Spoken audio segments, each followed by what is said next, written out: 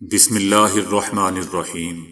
السلام علیکم دوستو، دنیا بھر کی بریکنگ اور سلیکٹڈ نیوز میں آج آپ سنیں گے، لیکن اس سے پہلے اگر ہو سکے تو لائک اور سبسکرائب کا بٹن ضرور دبا لیں۔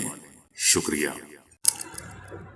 افغانستان میں ارکان پارلیمان نے طالبان کے بڑھتے ہوئے حملوں کے دوران ملک کی ایئر فورس کی خراب حالت سے خبردار کیا ہے اور امریکہ سے کہا ہے کہ مکمل انخلاء سے پہلے اس حوالے سے مدد کی جائے۔ افغان پارلیمنٹ کے ارکان کے وفد نے اپیل کی کہ طیاروں کی مرمت اور سامان کی فراہمی کے حوالے سے فوری مدد کی جائے۔ دوستو، یاد رہے کہ امریکی صدر جو بائیڈن نے اگلے ماہ کے دوران افغانستان سے اپنے اہلکاروں کے مکمل انخلاء کا اعلان کر رکھا ہے۔ وائٹ ہاؤس کے جاری کردہ بیان کے مطابق امریکی صدر نے جمعے کو اپنے افغان ہم منصب اشرف غنی سے ٹیلی فونک رابطے میں بھی اس حوالے سے بات کی اور افغانستان کی فوجی مدد جاری رکھنے کے عزم کا بھی اظہار کیا۔ امریکی کانگریس میں اس وقت اگلے سال کے بجٹ پر غور جاری ہے، جس میں افغانستان کے لیے فوجی امداد بھی ترجیحات میں شامل ہے۔ افغانستان میں طالبان کے حملوں کے بعد سیکیورٹی کی صورتحال انتہائی ابتر ہوتی جا رہی ہے۔ ایئر فورس کے 150 جہازوں میں سے ایک تہائی مرمت نہ ہونے کی وجہ سے گراؤنڈ ہو چکے ہیں۔ افغان ایئر فورس کو لیزر گائیڈڈ ہتھیار بھی نہیں دیے گئے، کیونکہ نیٹو اتحاد اور امریکی افواج ہتھیاروں کا 90% تک ذخیرہ اپنے پاس رکھتی تھی اور جلد بازی میں انخلاء کے دوران یہ مقامی افواج کے حوالے نہیں کیا گیا۔ لیزر گائیڈ کی مدد سے ہدف کو نشانہ بنانا آسان ہوتا ہے اور اس سے عام شہری آبادی کی اموات سے بھی بچا جا سکتا ہے۔ کانگریس کا رد عمل یہ تھا کہ اس سب پر وقت لگے گا، کیونکہ وہ اس کے لیے آرڈر کریں گے اور پھر ان کے بنانے اور افغانستان پہنچانے کے لیے کافی وقت درکار ہوگا۔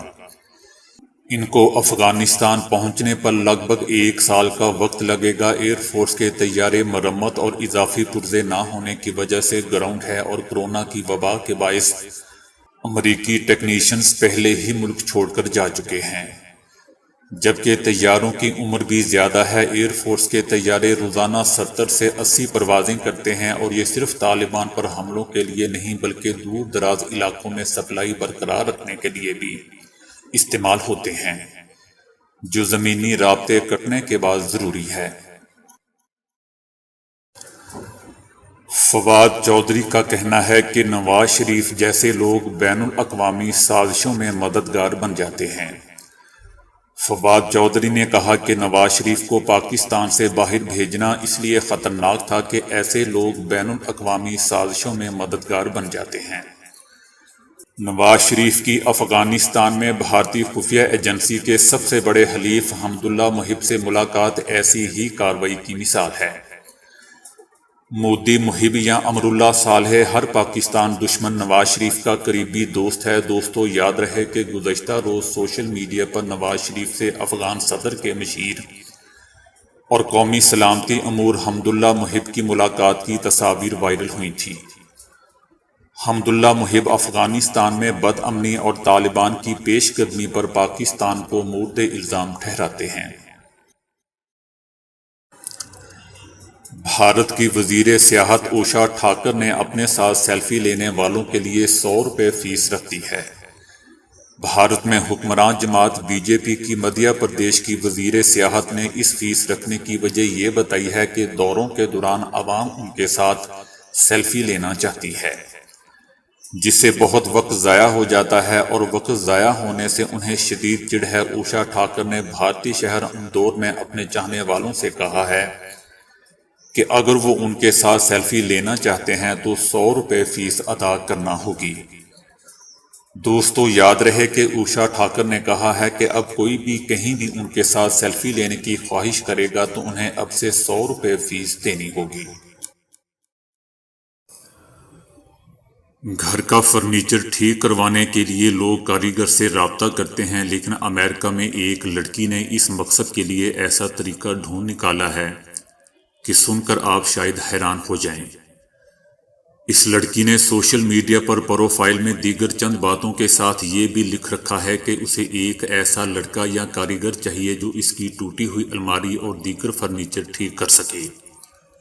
اس لڑکی نے درازوں اور خستہ حال الماری وغیرہ کی تصاویر بھی پوسٹ کر رکھی ہیں۔ یہ پوسٹ تیزی سے وائرل ہو رہی ہے اور اسے اب تک 33,000 سے زائد لوگ لائک کر چکے ہیں، جبکہ دیکھنے والوں کی تعداد یقیناً زیادہ ہوگی، لیکن لگتا ہے کہ ابھی تک یہ پوسٹ کسی کاریگر نے نہیں دیکھی جو اس سے رابطہ کر سکے۔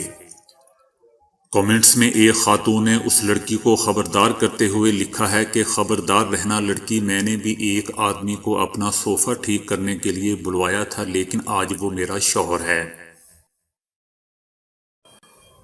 شیر بڑے بڑے جانوروں کو اپنا شکار بنانے میں ماہر ہوتا ہے، لیکن گزشتہ دنوں ایک شیر اکیلا سینکڑوں بھینسوں کے ہتھے چڑھ گیا جنہوں نے اسے قدموں تلے روند کر مار ڈالا۔ یہ افسوسناک واقعہ کروگر نیشنل پارک میں پیش آیا ہے، جہاں سینکڑوں بھینسیں ایک ندی کنارے جمع ہوتی ہیں اور وہیں ایک شیر اپنے جھنڈ سے بچھڑ کر بھینسوں کے اس جرمٹ کے ہتھے چڑھ گیا۔ پارک میں موجود لوگوں نے اس واقعے کی ویڈیو بنا کر سوشل میڈیا پر پوسٹ کی ہے، جو وائرل بھی ہو چکی ہے۔ یورپی ممالک کی آمد و رفت کے نظام کو دنیا بھر میں سراہا جاتا ہے، لیکن کورونا وبا نے پبلک ٹرانسپورٹ کے متبادل کی ضرورت پیدا کر دی ہے۔ ایسے میں لندن میں روزانہ سفر کرنے والے ہزاروں مسافروں نے زیر زمین ٹرینوں اور بسوں سے سفر کرنے کی بجائے الیکٹرک ٹرانسپورٹ یعنی ای اسکوٹرز کا استعمال شروع کر دیا ہے۔ 300 پاؤنڈز میں ملنے والے ای اسکوٹر شہر کی سڑکوں اور گلیوں میں چکر لگاتے نظر آ رہے ہیں، جو 25 کلومیٹر فی گھنٹے کی رفتار سے سفر کر سکتے ہیں۔ اگلے سال موسم بہار میں لندن میں ان کا باقاعدہ آغاز کر دیا جائے گا۔ حکومت کا کہنا ہے کہ تقریباً 30 مختلف علاقوں میں ای اسکوٹرز کی آزمائشی مشقیں چل رہی ہیں۔ ان کے رزلٹ سے ای اسکوٹرز کی قانونی حیثیت دینے یا نہ دینے کے فیصلے میں مدد ملے گی۔ کیمو تھراپی کینسر کے علاج کا سب سے زیادہ استعمال ہونے والا طریقہ کار ہے، لیکن یہ صحت مند سیلز کو متاثر کرتا ہے اور اس کے کئی مضر اثرات بھی مرتب ہوتے ہیں۔ اسی مقصد کے لیے اب نینو ذرات کی نئی قسم تیار کی گئی ہے جو عین کینسر پر حملہ آور ہو کر ان کا خاتمہ کرتی ہے۔ جرمنی میں واقع لیڈوگ میکمیلن یونیورسٹی میں ڈاکٹر کانسٹائن نے ایک بالکل نئے قسم کے نینو ذرات بنائے ہیں جو جسم کے اندر کئی رکاوٹوں کو عبور کر کے براہ راست کینسر کے سیلز یا خلیات تک پہنچتے ہیں۔ تجربہ گاہ میں کینسر کے خلیات پر انہیں جب ڈالا گیا تو بہت کامیابی سے انہوں نے سرطان والے سیلز کو چن چن کر ختم کر دیا، لیکن صحت مند خلیات کو ویسے ہی رہنے دیا۔ 2 ماہ کے اندر یہ حیرت انگیز رزلٹ موصول ہوئے ہیں اور اس ضمن میں کوئی مضر اثرات بھی نہیں دیکھے گئے۔ ہم ایک عرصے سے پلاسٹک کے کوڑے سے پریشان ہیں جو ہر ماحول کے جاندار کے لیے خطرہ بنا ہوا ہے، لیکن اب ثبوت مل چکے ہیں کہ پلاسٹک انسانی صحت کے لیے انتہائی مضر ہے۔ تحقیق سے معلوم ہوا ہے کہ پلاسٹک میں ایک EDC کیمیکل پایا جاتا ہے جو اینڈوکرائن غدود کے نظام کو متاثر کر کے کینسر، شوگر، اعصابی خرابی جیسے مسائل پیدا کرتا ہے۔